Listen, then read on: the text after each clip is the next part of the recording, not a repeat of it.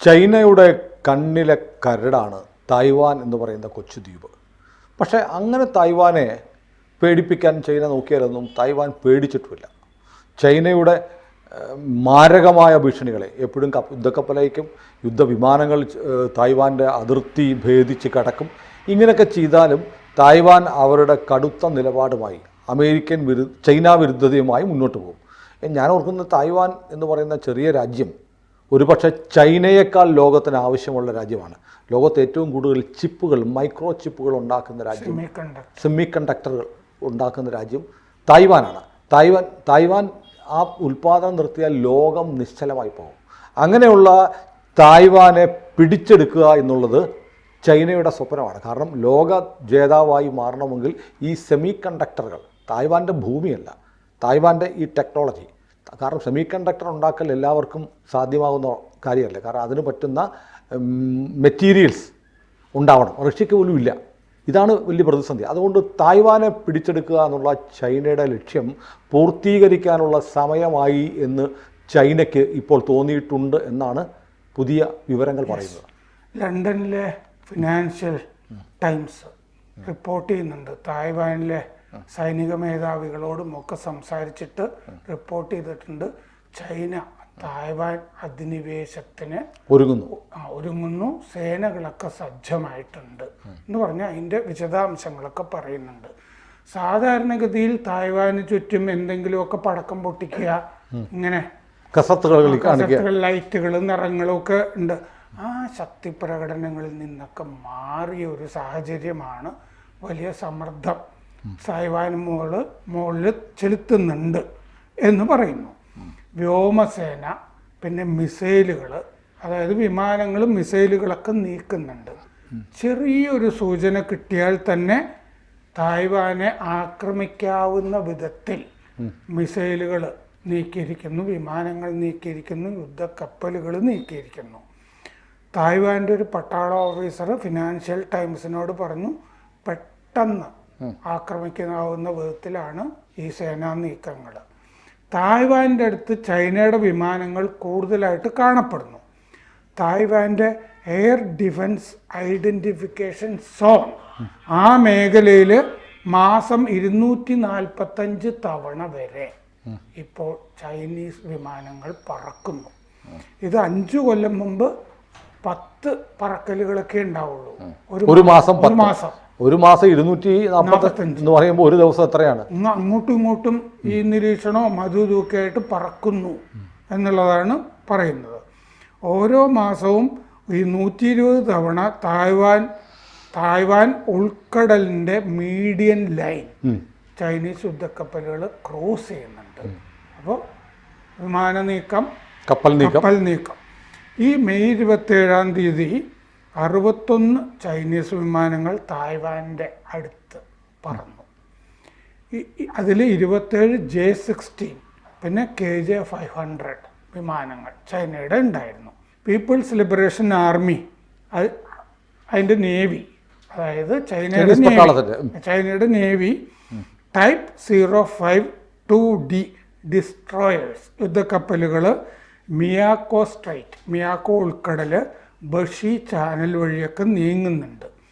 തായ്വാൻ്റെ army command instructor Yang തായ് Juan ഈ financial ടൈംസിനോട് പറഞ്ഞു, ഇതൊക്കെ വലിയ ദൗത്യങ്ങൾക്ക് വേണ്ടി ആയിരിക്കണം ചൈന ചെയ്യുന്നത്, ഇങ്ങനെ പോകുന്നത്. യുദ്ധസമയത്ത് ഈ യുദ്ധക്കപ്പലുകൾ മുഴുവൻ ചൈന തീരത്ത് നങ്കൂരമടിച്ച് കിടന്നാൽ പോരാ. കാരണം ചൈനയുടെ തീരത്ത് തന്നെയായിരുന്നെങ്കിൽ തായ്വാനെ ആക്രമിച്ച് നശിപ്പിക്കാമല്ലോ, അല്ലെങ്കിൽ അമേരിക്കയ്ക്കോ. അപ്പോൾ കുറച്ചുകൂടി മാറി തായ്വാനെ ആക്രമിക്കാവുന്ന വിധത്തിലാണ് കപ്പലുകളുടെ പോക്ക്. മണിക്കൂറുകൾക്കകം ചൈനയ്ക്ക് തായ്വാൻ്റെ കടലിലേക്കുള്ള ആക്സസ് തടയാവുന്ന വിധത്തിലാണ് കാര്യങ്ങൾ പോക്കുന്നത്. തായ്വാൻ കടലിലേക്ക്, അല്ലേ, തായ്വാനും കടലും തമ്മിലുള്ള ബന്ധം കട്ട് ചെയ്യുക എന്ന വിധത്തിലാണ് നടക്കുന്നത്. ചൈനയുടെ ആംഫീബിയസ് സേന ബീച്ചിൽ ലാൻഡ് ചെയ്യുന്നത് കൂടി സജ്ജമാക്കിയിട്ടുണ്ട്. പിന്നെ 6 ബ്രിഗേഡുകൾ തായ്വാനിപ്പുറത്തെ കരയിലുണ്ട്. ഈ ആംഫീബിയസ് സേന, ആംഫീബിയസ് എന്ന് പറഞ്ഞാൽ കരയിലും വെള്ളത്തിലും ഒരേപോലെ സഞ്ചരിക്കാൻ കഴിയുന്ന ഹോവർക്രാഫ്റ്റ് പോലെയുള്ള വാഹനങ്ങളിൽ സഞ്ചരിക്കുന്ന സേനയാണ് ആംഫിബിയസ്. അതെ, തുറമുഖങ്ങളിൽ പരിശീലനങ്ങൾ നടക്കുന്നു. പിന്നെ ഇൻവേഷൻ അധിനിവേശത്തിന് സജ്ജമാണ് ചൈനീസ് സേന. അതിൽ PCH-191 റോക്കറ്റ് ലോഞ്ചറുകളും ഉണ്ട് ഈ സേനയിൽ ഇപ്പോൾ ഓരോ സ്ഥലത്തും മാറ്റി വച്ചിരിക്കുന്നത്. അപ്പോൾ അമേരിക്ക എന്ത് ചെയ്യുന്നു? അല്ല, ഇതൊക്കെ പറയുമ്പോൾ ഇതെല്ലാം തായ്വാൻ എന്ന് പറയുന്ന കൊച്ചു രാജ്യത്തെ പേടിച്ചിട്ടല്ല ചൈന ചെയ്യുന്നത്. കാരണം തായ്വാനെ തൊട്ടാൽ അമേരിക്ക വരും. ഈ സെറ്റ് ചെയ്തിരിക്കുന്ന മുഴുവൻ അമേരിക്കക്കെതിരാണ്. അതെ, അതാണ്. അപ്പോൾ അമേരിക്ക എന്ത് ചെയ്യുന്നു എന്നുള്ളതാണല്ലോ ചോദ്യം. അമേരിക്ക ഇപ്പോൾ സംയുക്ത അഭ്യാസങ്ങൾ തായ്വാനുമായിട്ട് ചേർന്ന് നടത്തിക്കൊണ്ടിരിക്കുന്നു. അമേരിക്കയും ഇത് കാണുന്നുണ്ട്. കപ്പലുകളെ തറക്കുന്ന മിസൈൽ ലോഞ്ചറുകൾ ബത്താൻ ദ്വീപിൽ കൊണ്ട് സ്ഥാപിച്ചിരിക്കുന്നു തായ്വാൻ. ബത്താൻ ഐലൻഡ് ഫിലിപ്പീൻസിൻ്റെയാണ് ബത്താൻ ഐലൻഡ്. അവിടെ കൊണ്ട് മിസൈൽ ലോഞ്ചറുകൾ സ്ഥാപിച്ചിരിക്കുന്നു അമേരിക്ക. തായ്വാനിൽ നിന്ന് കുറച്ച് മൈലുകൾ മാത്രമേ അങ്ങോട്ട് അകലമുള്ളൂ ബത്താൻ ദ്വീപിലേക്ക്. മൊബൈൽ പ്ലാറ്റ്ഫോമുകളൊക്കെ റെഡിയാണ്. അമേരിക്കൻ നേവി മറീൻ എക്സ്പീഡിയഷറി ഷിപ്പ്, പിന്നെ ഇൻട്രഡിക്ഷൻ സിസ്റ്റം, ഇതൊക്കെ റെഡിയാണ്. ഭാഷി ചാനലിലേക്ക് ചൈന പോകാതെ കട്ട് ചെയ്യുക എന്നുള്ളതാണ് ഉദ്ദേശം. പിന്നെ ലോങ് റേഞ്ച് ദീർഘദൂര ടൊമാഹോക്ക് മിസൈലുകൾ അതൊക്കെ റെഡിയാണ്. മിസൈൽ 6 ടൊമാഹോക്ക്, അതെ, അത് റെഡിയാണ്. മറ്റേ ഗൾഫ് യുദ്ധത്തിലൊക്കെ ഉണ്ടായിരുന്നില്ലേ, 9000 അമേരിക്കൻ സൈനികർ, 5000 ഫിലിപ്പിനോ സൈനികർ, അവർ റെഡിയായിട്ട് നിൽക്കുകയാണ്. എന്ന് പറഞ്ഞാൽ 9 5 14,000 ഭടന്മാർ അമേരിക്കയുടെ നേതൃത്വത്തിൽ.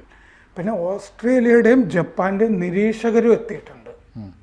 നിരീക്ഷകർ എന്ന് പറയുമ്പോൾ സൈനിക നിരീക്ഷകരായിരിക്കുമല്ലോ. അപ്പോൾ സൗത്ത് ചൈന സീ വളരെ ശ്രദ്ധിച്ച് ആണ് അമേരിക്ക നോക്കിക്കൊണ്ടിരിക്കുന്നത്.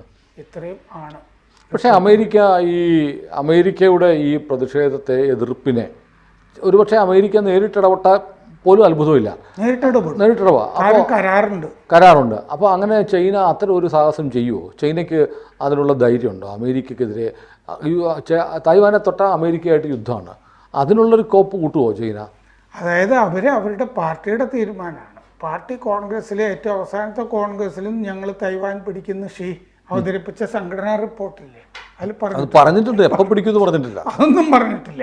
പക്ഷെ ഏതാണ്ടൊരു 2030 നമ്മൾ പിയൊക്കെ പിടിക്കുമെന്ന് പറയുന്നത് എന്നൊക്കെ പറയുന്ന പോലെ 2000. പക്ഷെ ഇപ്പോഴത്തെ അവസ്ഥയിൽ ഇത് ഉപരോധമൊക്കെ വന്നല്ലോ. യഥാർത്ഥത്തിൽ ചൈനയ്ക്ക് തായ്വാനോടുള്ള സ്റ്റേക്ക് എന്താ? അതെന്താന്ന് വെച്ച് കഴിഞ്ഞാൽ തായ്വാൻ മുമ്പ് ചൈനയുടെ ഭാഗമായിരുന്നു. ഇപ്പോഴും തായ്വാനെ രാജ്യമായിട്ട് അവർ അംഗീകരിച്ചിട്ടില്ല. പിന്നെ എങ്ങനെയാണ് തായ്വാൻ സെപ്പറേറ്റ് ചെയ്ത് പോയത്? തായ്വാൻ പിന്നെ സെപ്പറേറ്റ് ചെയ്ത് പോയത് ഈ ചിയാങ് കൈഷക്കിന്റെ യുദ്ധമൊക്കെ വന്നില്ലേ, ആ സമയത്ത് അവർ സെപ്പറേറ്റ് ആയിട്ട്. മാവോയ്ക്ക് മുമ്പാണ്. മാവോയ്ക്ക് മുമ്പ് തന്നെ ഇത് റിപ്പബ്ലിക് എന്ന് പറഞ്ഞിട്ട് റിപ്പബ്ലിക് ഓഫ് തായ്വാൻ എന്ന് പറഞ്ഞിട്ട് മാറി നിൽക്കും. അതായത് ഇത് ചൈനയിലെ ജനകീയ ജനാധിപത്യ വിപ്ലവം സംഭവിക്കുന്നതിന് മുമ്പേ പോയിട്ടുണ്ട്. അപ്പോൾ ശരിക്കും ഈ പറഞ്ഞ കമ്മ്യൂണിസ്റ്റ് സർക്കാരിന് ഒരു പൂർവ്വകാല പൈതൃകം പറയാമെന്നല്ലാതെ അവരുടെ റിജീമിൽ സംഭവിച്ചതല്ല ഇത്. ഇത് വേറെ രാജ്യമാണ്, വേറെ രാജ്യമായി. ഇപ്പൊ അവർക്ക് പറയാമെങ്കിൽ മംഗോളിയ ഞാൻ മംഗോളിയ പറയാൻ പോവായിരുന്നു. അങ്ങനെയാണെങ്കിൽ മംഗോളിയ ചൈനയുടെയാണെന്ന് പറയാം. പണ്ട് മംഗോളിയ ചൈനയുടെ ഭാഗമായിരുന്നു. അതെ, അതൊക്കെ അവർക്ക് പറയാവുന്നതാണ്. പല സ്ഥലവും ഭാഗമാണ്, റഷ്യയുടെ ചില ഭാഗങ്ങൾ അതിർത്തിയാണല്ലോ, ഞങ്ങളുടേതാണെന്നൊക്കെ പറയാം. പക്ഷെ തായ്വാൻ എന്ന് പറയുന്നത് എന്താന്ന് വെച്ച് കഴിഞ്ഞാല് ഈ തന്ത്രപ്രധാനമായിട്ടുള്ള ഒരു സ്ഥലം, പിന്നെ റിച്ച് ആയിട്ട് നേരത്തെ പറഞ്ഞ പോലെ മൈക്രോ ചിപ്പുകൾ, സെമി കണ്ടക്ടറുകൾക്ക് ഈ കുഞ്ഞു ദ്വീപിനെയാണ് ലോകം മുഴുവൻ ആശ്രയിക്കുന്നത്. പിന്നെ ഇതേ വംശക്കാരാണ്. വംശം മാത്രമാണെന്ന് തോന്നുന്നില്ല. ഞാൻ പറയുന്നത് ഈ സെമി കണ്ടക്ടർ പ്രൊഡക്ഷന്റെ ഹബ്ബ് തായ്വാനാണ്. ആ തായ്വാൻ എക്സ്ക്ലൂസീവ്ലി ചൈനയുടെ ആയാൽ നമ്മളൊരു ചിപ്പിന്റെ ആൾക്ക് കഴിഞ്ഞ കൊല്ലം മറ്റേ പത്മഭൂഷൺ കൊടുത്തു. അല്ല, ഞാൻ പറഞ്ഞു വന്നത് ഈ തായ്വാൻ അങ്ങോട്ട് കിട്ടിയാൽ ചൈനയാണ് പിന്നെ ലോകത്തെ രാജാവ്. അതാണ്. ചിപ്പുകളും സെമി കണ്ടക്ടറും വേറെ ആർക്കും ഉണ്ടാവത്തില്ല, ചൈനയ്ക്ക് മാത്രമേ ഉണ്ടാവത്തുള്ളൂ. ചൈനയ്ക്കാണെങ്കിൽ ഈ ധാതു സമ്പത്തുള്ള ആഫ്രിക്കൻ രാജ്യങ്ങളിലൊക്കെ ആയിട്ട് പാട്ടത്തിന് ആ ഖനികളും ഒക്കെ അവർ എടുത്തിട്ടുണ്ട്. അതാണല്ലോ അവര് ബലൂചിസ്ഥാനിലെ ഒരു താല്പര്യം. ലോകത്തെ 69% ഈ അടുത്ത എണ്ണ ന്യൂ ഓയിൽ എന്ന് പറയുന്നത് ചൈനയുടെ കയ്യിലാണ്. അമേരിക്ക അതിൽ അത്ര ശ്രദ്ധിച്ചിരുന്നില്ല. അപ്പോൾ ഇത് ഉപയോഗിക്കണമെന്നുണ്ടെങ്കിൽ തായ്വാൻ അത്യന്താപേക്ഷിതമാണ്. തായ്വാൻ്റെ ബുദ്ധിയും കാര്യങ്ങളൊക്കെ ആവശ്യമാണ്. ഈ അസംസ്കൃത വസ്തു മാത്രം വെച്ചിട്ട് കാര്യമില്ലല്ലോ. തായ്വാൻ കൊച്ചു രാജ്യമാണ്. തായ്വാൻ ഉണ്ടാക്കുന്ന ചിപ്പുകളും സെമി കണ്ടക്ടറുകളും അത് വളരെ ചെറുതാണ്. ഈ ചെറിയ രാജ്യവും ചെറിയ വസ്തുക്കളുമാണ് ലോകത്തെ ചലിപ്പിക്കുന്നത്. അതാണ് തലച്ചോറ്, ലോകത്തിൻ്റെ തലച്ചോറെന്ന് പറയാവുന്ന സ്ഥലം. അത് സ്വന്തമാക്കണം. പണ്ട് രാവണനൊക്കെ പറഞ്ഞില്ലേ, ഞാൻ സ്ത്രീജിതനല്ല ശ്രീജിതനാണ് എന്ന് പറഞ്ഞതുപോലെ ഇതൊക്കെ ഞങ്ങളുടെ കയ്യിലിരിക്കണം എന്ന് പറഞ്ഞിട്ട്. പാർട്ടി നയവും അങ്ങനെയാണ്. ഇത് ഞങ്ങളുടെ പഴയ സ്ഥലമാണ്, ഞങ്ങളിത് കീഴടക്കും എന്ന് പറഞ്ഞിട്ട്. ഇപ്പോൾ ഉപരോധങ്ങളൊക്കെ വന്നല്ലോ. എന്തായാലും ചൈനയ്ക്കെതിരെ രൂക്ഷമായ ഉപരോധങ്ങൾ വന്നിരിക്കുകയാണ്. ആ ഉപരോധത്തെ നേരിടാനായിട്ട് അച്ചുതണ്ട് ഉണ്ടായി. China, Russia, Iran. ചൈനയിൽ നിന്ന് ഇറാനിലേക്ക് കഴിഞ്ഞ ആഴ്ച തീവണ്ടി തുടങ്ങി ചരക്ക്. അപ്പോൾ അമേരിക്ക, ഇത് തായ്വാനെതിരെയും കൂടിയല്ല, ശരിക്കും അമേരിക്കക്കെതിരെ. തായ്വാൻ ഒറ്റയ്ക്ക് പോരാടി നിൽക്കാൻ പ്രയാസമില്ല, ചെറിയൊരു രാജ്യമാണ്. അപ്പോൾ അമേരിക്കയും അമേരിക്കയ്ക്ക് ആവശ്യമുണ്ട് തായ്വാനെ, ആവശ്യമുണ്ട്. അതെ, കാരണം ഈ പ്രശ്നം വരുമ്പോഴൊക്കെ ഇപ്പോൾ നാൻസി പെലോസി കഴിഞ്ഞ കൊല്ലം പോയിരുന്നല്ലോ, സ്പീക്കർ ആയിരുന്നപ്പോൾ. ഇപ്പോഴല്ല, ബൈഡൻ്റെ കാലത്ത് അവരിടക്കിടയ്ക്ക് തായ്വാനിലൊക്കെ പോയി ആവശ്യത്തിന് ആയുധങ്ങളും എല്ലാം അമേരിക്കയുടെ ഒരു സഹായത്തിലാണ് നിൽക്കുന്നത്. അപ്പോൾ അമേരിക്കയും ഇപ്പോൾ സേനാ വിന്യാസം നടത്തിയിരിക്കുന്നു, ചൈനയും ചെയ്തിരിക്കുന്നു. ഇങ്ങനൊരു സാഹചര്യമുണ്ട്. നമുക്ക് നോക്കാം എന്താ സംഭവിക്കാന്നുള്ളത്. കൂടുതൽ വാർത്തകളും വിശേഷങ്ങളും നിങ്ങളിലേക്ക് എത്താൻ ABC മലയാളം സബ്സ്ക്രൈബ് ചെയ്യുക, ബെൽ ബട്ടണും അമർത്തുക.